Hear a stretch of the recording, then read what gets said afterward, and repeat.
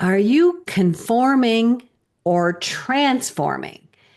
Do you try to fit yourself into someone else's box? Well, I want to welcome you to the Evolving Women podcast, where growth, healing, and empowerment aren't just ideas, they're a way of being. I'm Teresa Lysam, and each episode I'm joined by an extraordinary woman who is boldly shining her light in the world. And today I'm honored to be joined by Tania Brown, who is bringing her real life experience and her heart centered wisdom and her powerful stories to remind us all that we're not alone on this journey. This is also your permission slip to evolve, to expand, and to fully embody your most radiant, authentic self. So let's evolve together. So, welcome, Tania. Thank So you. thrilled to have you here. Thank you, my friend, for coming to play with me. My pleasure. Absolutely loved our conversations prior to this, and I can't wait to jump into some juiciness. I'm going to throw it right over to you because I have a lot I want to share and talk about, and I don't know where to start. I would say, so I've been in a financial service industry. So for context, I am a financial coach and I help corporate women get financially ready, get their financial foundation in order so they can quit their jobs and become Yes. self-employed. So the whole transforming to conforming runs deep with me. Started in banking in 97 and I never felt I fit in. I Mhm. felt I would go into a meeting and everybody would have I would be 15 people, including me in a meeting. 14 people had the same stream of thought and the same order, and I am Mhm. totally different. And after a while, you begin to feel maybe I'm not fit for this industry. Yeah. Maybe Yeah. it doesn't work for me. And I will say, when I went through Strength Finders, it just put everything into context. I was like, oh, that's why I need this to be able to make a decision. Oh, so I need these pieces together for me to feel really comfortable and confident with a decision. So for me, it was a great game changer in just owning my uniqueness and just recognizing I had seasons where I just was a round peg in a square hole. Oh my God. Well said. A lot better said than what I was trying to do. So thank you so much. Yeah. So we both have a love of this whole strengths concept. Mhm. I coach people on how to leverage their strengths and be able to shine a light on each individual person who takes the strength assessment and be able to allow them to see themselves from this higher vantage point in this really positive perspective, which now that I know better, I understand that each one of us is uniquely different. We're Mhm. infinitely different from each other. And so when you say try to fit that round peg in a square hole or a square peg in a round hole, why are we doing that? We don't need to because we're all meant to be different. We're all meant to be our own individual selves who are here with our own unique set of gifts to serve the world. But yet, society, our educational system, all try to get us to conform and think the same. And in reality, that's not the way it should be. Absolutely. In fact, when I speak to women, a decent percentage of the women are burned out. I think I told you my journey to even having my business came for what I lovingly call the performance review from hell. That is pretty much where I was actually punished because I let my manager know that I would not be able to make a meeting because I was closing on my home. That was Mhm. viewed as a lack of team spirit. And needless to say, that ignited my passion for leading. But I feel like when I speak to women who come to me, because I do a free 30-minute call, I hear some version of my story. And by the time you get to that point, you've lost your sense of intuition because you've been gaslit so much into Mhm. believing that Mhm. your very valid feelings are invalid. You can do 1,000 things right. And the one thing you don't do that great is what comes up in a performance Right, review. So you right. begin to see your strengths as weaknesses and you're fixing something that doesn't need to be fixed. So Mm. I strongly encourage women, if you're thinking about starting a business, thinking about doing something different, do something like a strengths test. We are so great at beating ourselves up that we don't Mm-hmm. what makes us unique or what makes us tick. So I like that as giving yourself kind of an outside looking in perspective. And again, I got a lot of context cues about me. It was so helpful when I did it.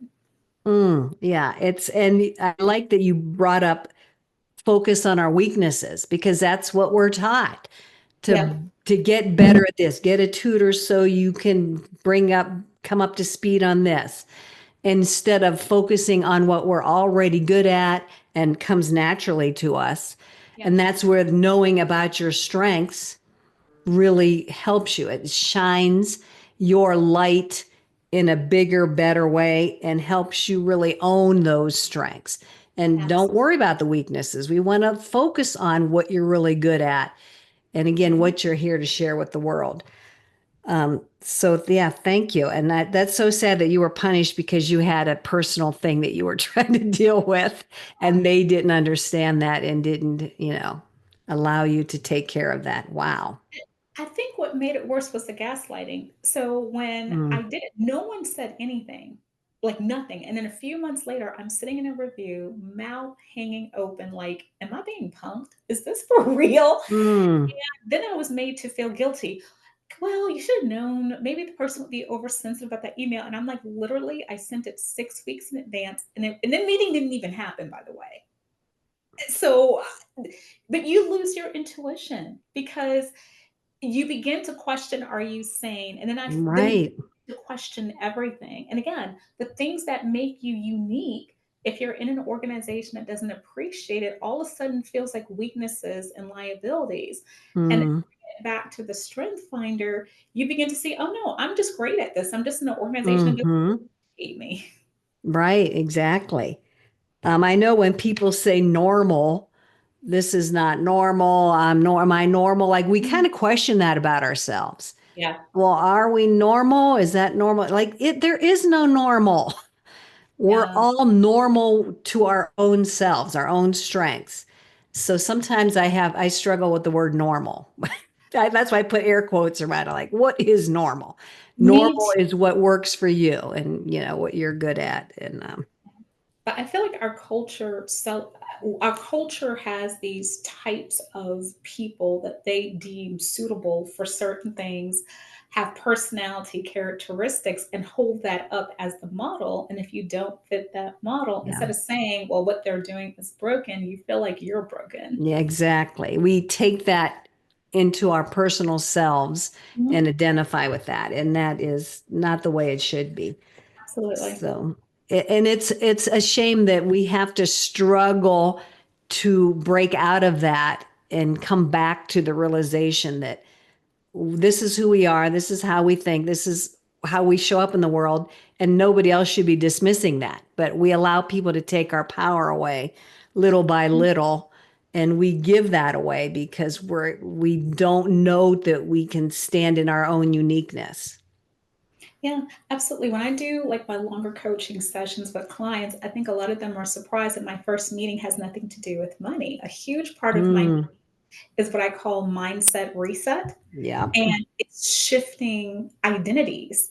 When you think about it, if you've worked 20 years in an organization, you've had 20 years of people forcing you into a box. And if you don't believe Mm-hmm. Mm-hmm. classes you took and found out this is the right way to communicate, this is the wrong way to communicate. How many of these different meetings you attended about this is a step by step process for how you do this, and this is correct and this is not. Yeah. So Yeah. you are in this state of conforming, and then the performance reviews where people who want to please is where you decide if you conform to this norm Yeah. or not. And after a while, you begin to believe it's you as a person. Exactly. Exactly. Yeah. That was my ongoing struggle is to figure out who am I? And yeah. And this, like mentioned, shifting identities and just again knowing who we are. Like, why does it take a lifetime to figure out who we are? Because, like you said, we're expected to follow other people's rules and expectations. And if we don't, then we feel bad about ourselves and we question ourselves and we doubt ourselves and we think there's something wrong with us. And so I've wasted a lot of time thinking that about myself. Something's wrong with me. Yeah. And it shouldn't have to be that way. Younger people should be taught that this is who they are and it's okay. And why waste 60 years trying to figure out who you are and your identity? Yeah, it frustrates me. Me too, because that's one of the biggest barriers. Again, most people think that because I deal with finances and I help build a foundation for women to quit their jobs and start their business, that it's the numbers. I'm like, no, Hmm. Yeah. perspective. A lot of times it breaks my heart. They come to me so broken by their organizations. Yeah. They don't see the uniqueness that I see in them. They doubt, like, it's insane to me how many amazing, amazing women I've coached. And when they come to me, I don't know if I can do this. I'm like, Hmm. dude, you got like 18,000 awards, 5 million degrees, you've done this 40 years. What do you mean? This is what you, Hmm. Hmm. but when you're so beat down into other people's expectations, Yeah. you just don't see what makes you unique and special. Hmm. And we are going to pivot over to talking about strengths because this is, if we have this information about ourselves, then we understand our value. We see our value. We can embrace our uniqueness and use it with intention in whatever area of life or aspect we need to apply it to. We're showing up as our own authentic selves. So I do have Tanya's strength report in front of me, and she loves this whole concept of strengths as much as I do. So I just wanted to maybe dig into hers just a little bit, if you're open to that, Tanya. I'm so excited. Yes. And I giggle. I don't know if you notice every time you say context, though, I kind of grin Ah, because context is Tanya's number one strength. And your top 10 strengths is your zone of genius. I like to refer to them as. And you're most energized by the very first one. And then the energy diminishes just a little bit as it goes down the line to number 10. But number 10 is who you are. It's how you show up in the world. It's your gifts you have to share with the world. And they partner together and combine and they interweave to create your unique self. So context is not something that's high for me. It's really low, in fact. So it's not a really powerful strength for me. So every time Tanya says the word context, I'm like, oh, that's because that's what her top mhm. strength. Very much so. Yeah. And I know you explained it to me when we first chatted, how you use context in your day to day life. The generic version of context is a person who uses the past as a reference point to make decisions about what's happening now or what might happen in the future. And it's something I was having trouble really understanding because, again, it's not a strong strength for me. So I'm always fascinated when people are able to explain how they use that whole concept strength in their day to day life. So if you want to just speak for that for a few moments on that, I would appreciate that. Sure. Like, to be honest, I've read other people takes on context and I didn't understand it. So it wasn't only, this is how context shows up for me. And the best example I can give, and work with me, I promise, if you just follow my train, there's a connected thought at the end. Um, there's this movie, I love sci-fi movies, and there's this movie, and I thought it did the best job explaining it. In the movie, there's a dude in the movie, and he is able to take the elements of the earth and just do amazing things with it. He's able to Hmm. push things and move things. And someone had watched him do it. And they had said, "Oh my gosh, your magic is great." He's like, "It's not magic, it's small science. I take the Hmm. elements around me and use that to conjure up something that looks like new." And I thought that is the best explanation of my context. A lot of people would actually think I'm innovative and creative, and I'm not. I have almost a warehouse of past experiences that I'm able to pull together the pieces of that for a project or a strategic meeting. And from that, I'm able to forge a new path forward. And that's how my context shows up. It looks innovative, but I've just pieced together different parts of my history. And sometimes my memory is weird about how I can remember a date or an incident from 15 years ago, and somehow that makes sense for today, but it's how I'm wired. And yeah, and that's your gift that you Yeah. bring to the world, that you have that ability to do that quickly, pull Mhm. something from that 15-year past experience and bring it forward and create something new with it by combining it in with something else that's going on. And that's your part of your strategic strength as well. Your Yeah. strategic is all part of that. A person of high strategic likes to or is able to have all these different pathways and follow different pathways and knows that they're going to figure it out one way or the other, and they'll figure out a workaround, and one way or the other they're going to get to their end result. Absolutely. If I am sitting in a meeting, and it's funny because my last role, I was VP of coaching strategy. So it makes so, but someone presents a problem and instantaneously I see six paths. And Yes, I bet instantaneously you do. dissect. Okay, path one doesn't have a great outcome. Path two may work, but we need elements three and four.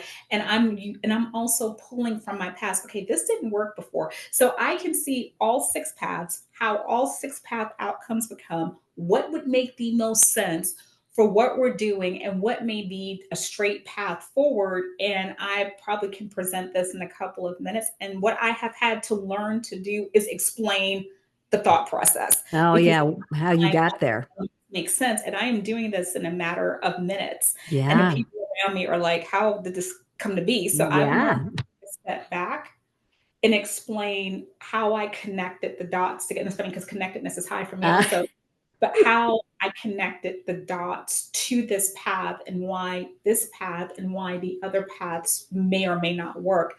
It very much so serves me well in what I do, because a lot of it is helping the women also connect the pathway to what occupation or what strategy may make sense. Because for most women, it's the desire to be self employed is a strategy. What they really want is the freedom that comes with it. And I'm mhm, able mhm. to kind of take in what they tell me, and I can figure out six different pathways to get them there. It's so, And again, those are a couple of your strengths working together.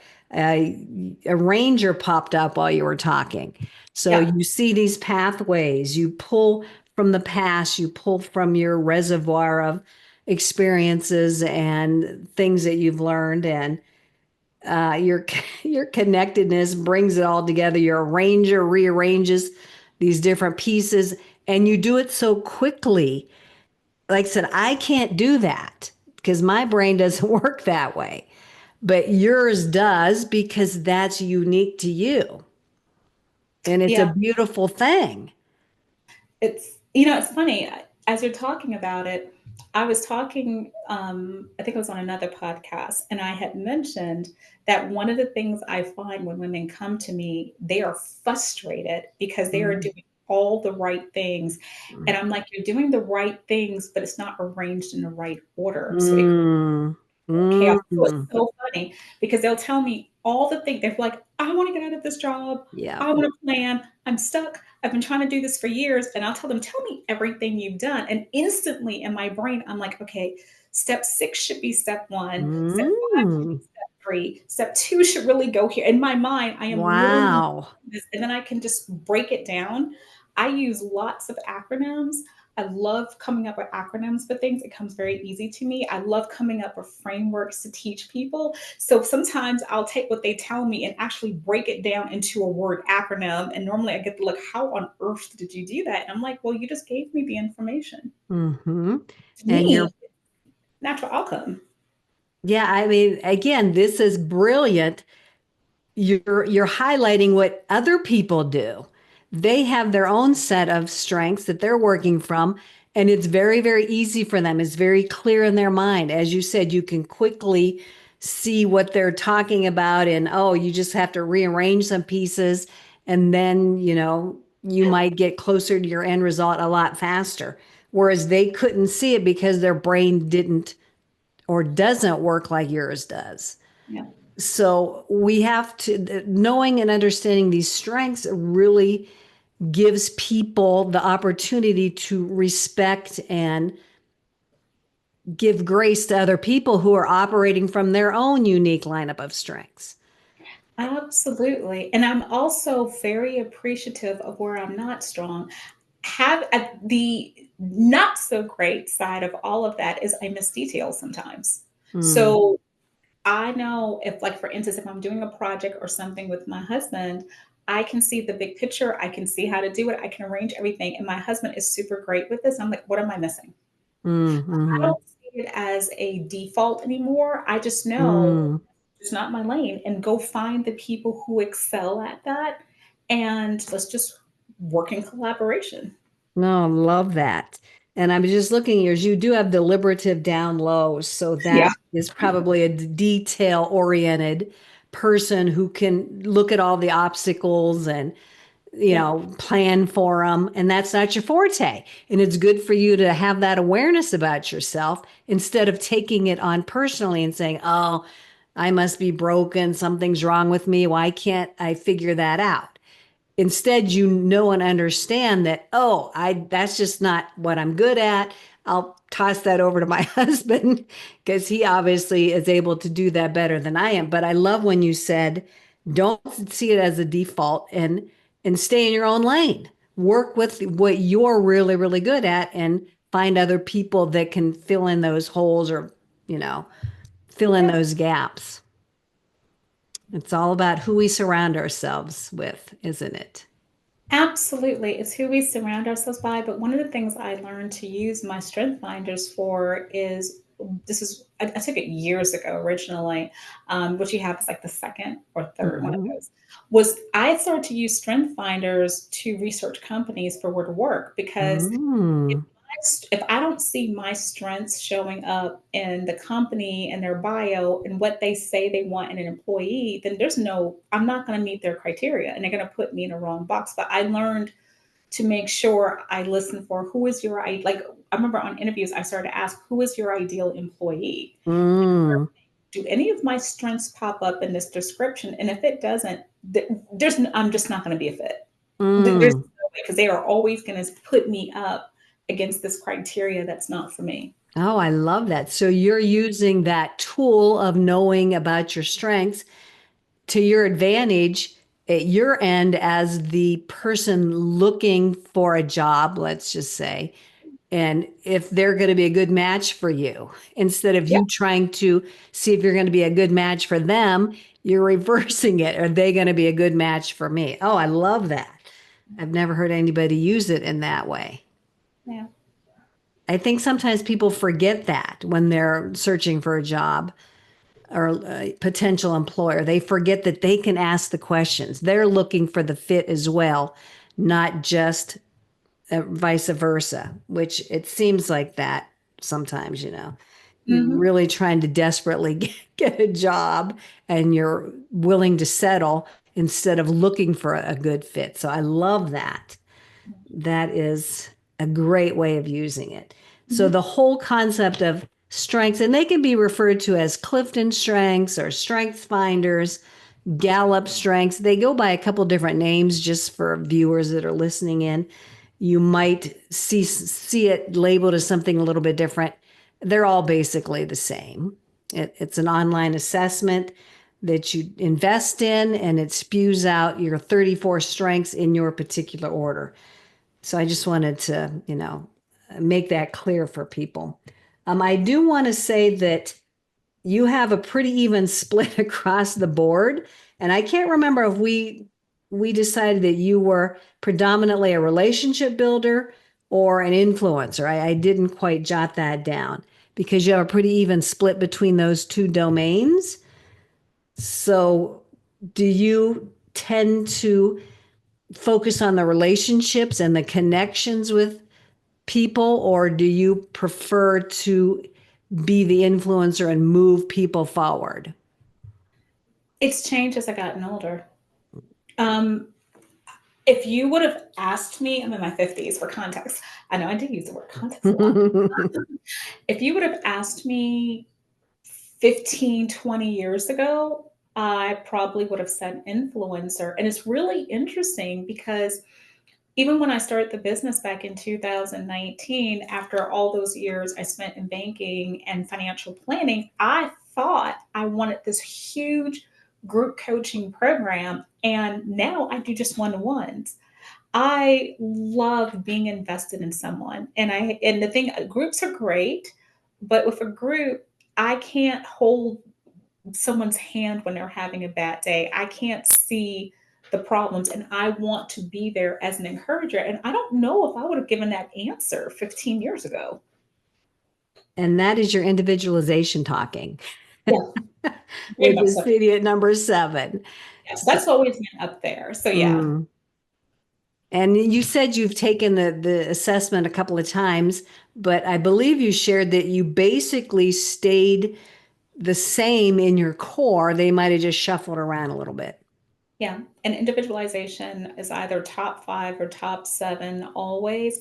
But even with like it's so funny. It shows up in my programs. My programs are pretty structured. And I remember a friend said, they're arranged to be a step by step process. I think that's the arranger in me, but it's very flexible because I want to Hmm. adapt it to the person's Right. needs. Because I think each person has a different need and a different journey. And I think that's the individualization probably coming out.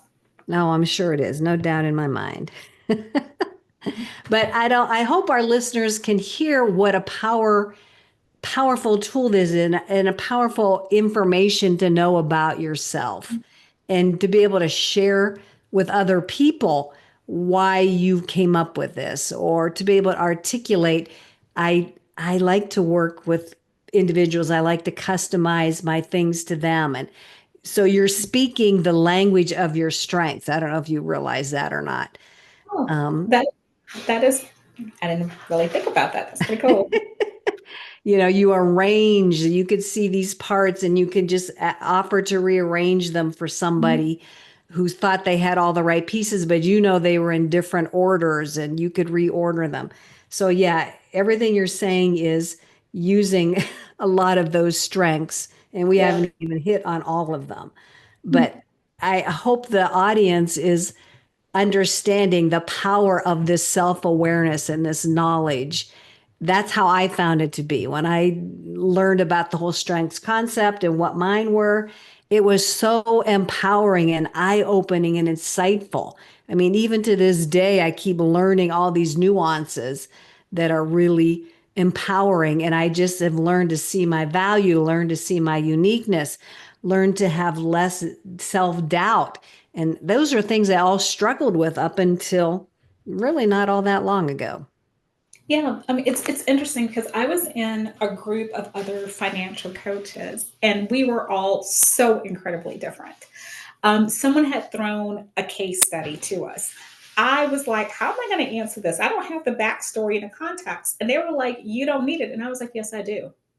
I think because I'm so solid in my context that Hmm. I need relevant past information to move forward. That's not what everyone needs, but just because you don't need it doesn't mean it's not Right, significant. right. Now, I do push back if someone attempts to tell me I don't need something that I know I do. Yeah. I don't know if I would have felt that way beforehand. And then I know it was funny, someone else in there had done strength finders and she was almost my exact opposite. Like if you flipped the 34, Uh-huh, uh-huh. that was her. And she went into so much detail, she gave me a headache. But for someone who needed that depth of detail, so she specifically works with people who are in crisis. You need that depth of detail, whereas Hmm. Hmm. someone aspirationally needs to see the big picture to move forward living their dreams. So the way I see things works for me. We were jokingly saying we would never work for each other's clients because we're different, but she also honed in, even though same field, she honed into the people who need her. I mean, it was incredibly detailed, but it's perfect for what she does and it's perfect for her personality. Mm. I just love when people find the role, the Yeah. job where they fit perfectly, everything's aligned with their their strengths, and those around them, their peer group allows them to shine and show up in their strengths. Yeah, I just love that.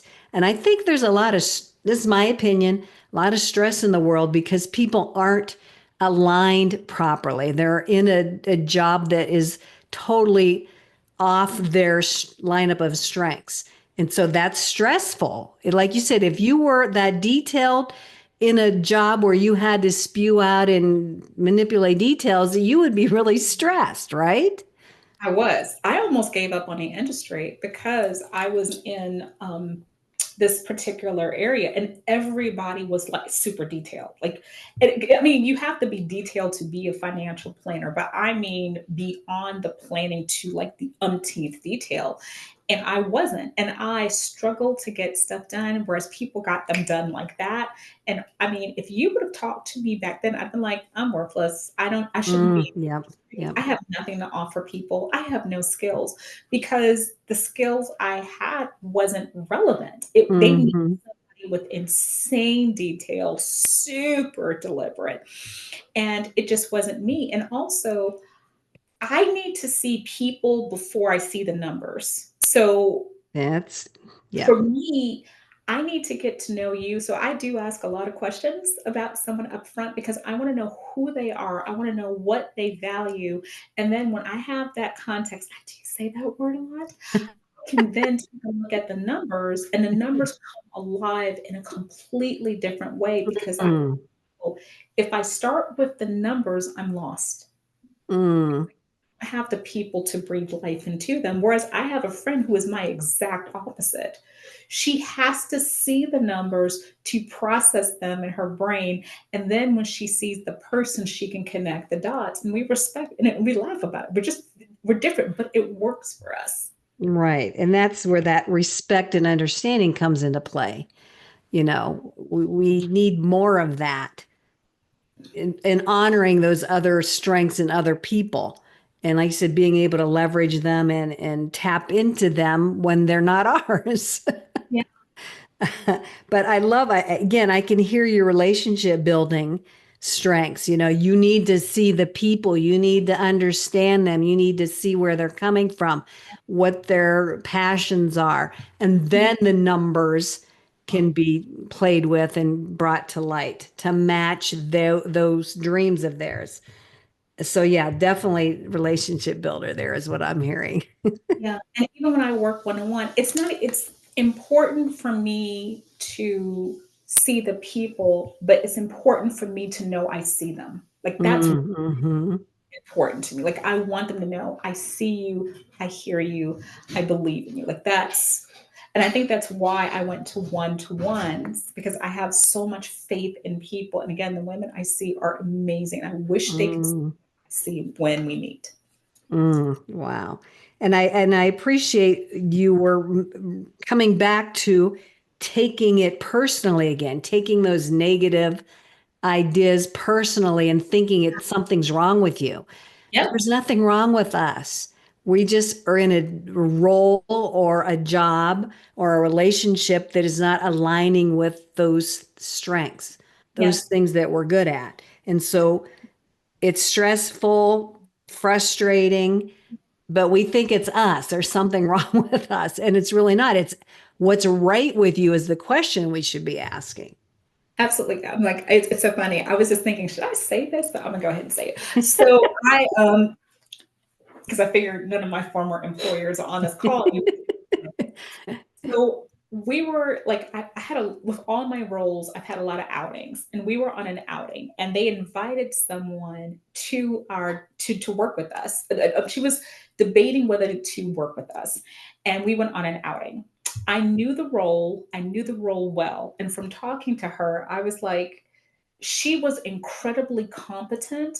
But as I spoke to her, she just had this super creative edginess about her, vibrant. And I knew that role, you needed to be super detailed oriented. Mm. You need to be super deliberate and step by step. And I kept thinking, this is an epic mismatch.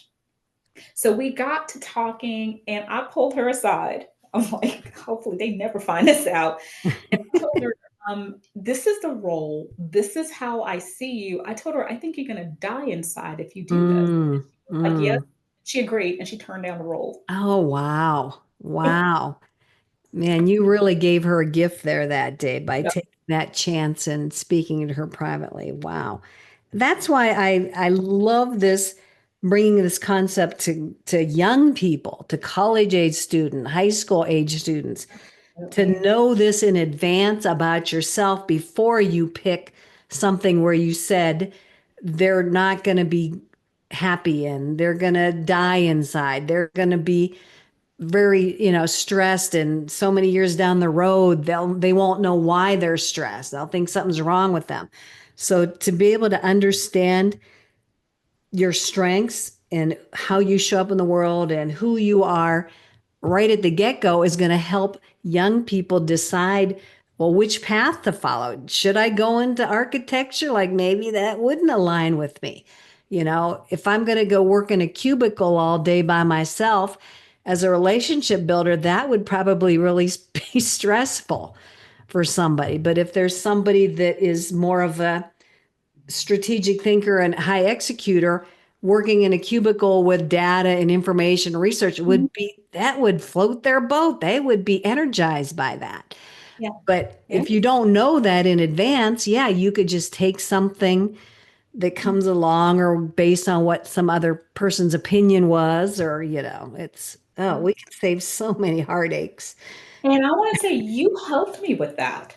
So I had told you that I felt like weird because I love what I do, but when I'm around other people, it feels odd because I know context is my number one, strategic is my number two, and that is that person. I would die a thousand deaths if I couldn't communicate with people. And you were the one that was like, well, did you look at the others? And it didn't occur to me. I just thought you were everything worked based on your top two, and that was it because my top two makes me strategic. And I Hmm. thought, no, but I love relationships. I love people. So this doesn't make sense. And thank you for that. So you explained to me, well, I got to look at the others. Yeah, yeah. Thank you for mentioning that. And so when you go to, and this is for people listening, when you go to the Gallup website, if you're interested in taking the assessment, you'll have two options. One is for the top five, it's a little cheaper, but the higher priced option is to unlock all 34 of them. It's so much better to see all of them. We can see the pattern, we can see those top 10. We can see the bottom five, which you want to let go and not even worry about because they're not serving you in any way. So yeah, go right for all of them right off the bat. Plus, it's a little cheaper that way. Yep. Um, I'm so glad that was able to serve you. And I just love hearing you talk about how this has helped you and how you use this in your life. And it's just, again, such a powerful tool that Mhm. I want everybody to know. If everybody knew their strengths in the world, we would all be getting along so much better because Mhm. we would have that mutual respect and understanding of each other instead of butting heads because you're not thinking like me. And, I don't know why I'm just mad at you because I think you're doing that to tick me off, like, how we have these stories play out in our head. And that Yeah. really is so far from the truth. True. I also would have let go of stuff a lot quicker. So I don't want to call it years in purgatory, but I was in a company and a role, and it was such a terrible fit. I mean, it was a horrible fit from my personality, and I legit hated every day I worked at that company. But No. I was like, I'm going to stick it out. I'm going Mhm. to make this work. And Yeah. years later, I realized I literally was the absolute opposite of the Mhm. company.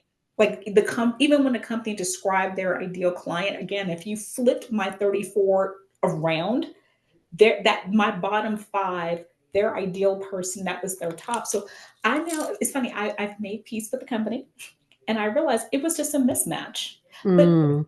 beating myself up for why I couldn't make this work, why I couldn't do this. There's such a peace of knowing, it's Mhm. just great company. We just weren't a fit. And it's not a disparagement of them. And it Right. doesn't a failure. And I think that's the peace it gives people. Right, right. Again, it's not you. There's not anything wrong with you. It's just like you said, the mismatch with what you think you should be doing and Yeah. you should be making work. There's a lot of those shoulds that we step into and just thinking that's the way people do things and I should be doing this and that there's money to be had there, so I should go into that career, and that's really not the way it could be or it should be.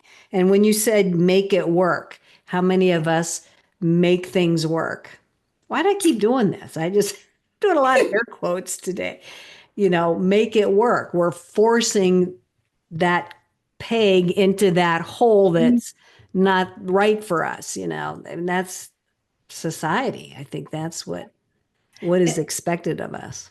True. And using that metaphor, it also like putting that round peg into a square hole. If you can get it in there, but you're going to lose Hmm. pieces of yourself. Yeah, yeah. And a lot of time. Yeah, and a lot of You're gonna time. lose a lot of time, man. That's I said, knowing this early on in your life or before you decide on a career or a job is going to be a lot of time saving and a lot of stress saving. Absolutely. So I think we went way over our time Yeah. that we usually go on these episodes. So I'm going to have to ask us to stop here, but definitely we want to continue this conversation on another episode. Great. So how can people get a hold of you, Tanya, if they want to experience your strengths and what you do for the world? They can come to my website. So it's www.tania, and it's spelled a little differently, TANIAP Brown.com. From there, if maybe as I was talking, you were like, okay, I'm one of those people who want to quit my job. There's a free Mhm. assessment you can take to see how ready you are. If you want to have a conversation, I do a 30-minute clarity call, and I tell people just come to me if you got a question, if you just want to figure something out. I love relationships and talking and pointing people in the right direction to the calling in their lives. So just schedule a 30-minute call. If I'm not a fit to work with you, I have a large, wonderful network. I can point you in the right direction. I bet you do have a large, wonderful network. And so, yeah, so if you want some financial advice, some mindset shifts, you just find Tanya as delighting as I do. Check her out. We'll put her links and her contact information in the description with this video, with this recording. And I want to thank you so much, Tanya. This has just been so exciting and energizing. And I know we have the love of strengths in common. And Yes. that just energizes me like, oh, I could talk forever on it. But we do have to stop for today. So I want to thank you so much. I want to thank everybody for listening. If you found this helpful and you want to share this with other people, you know the routine. Feel free to share this recording, subscribe, like, and check Tanya out and watch for our other episodes. Thank you, my friend. Appreciate you. Wonderful. Thank you. Bye bye, everybody. Bye.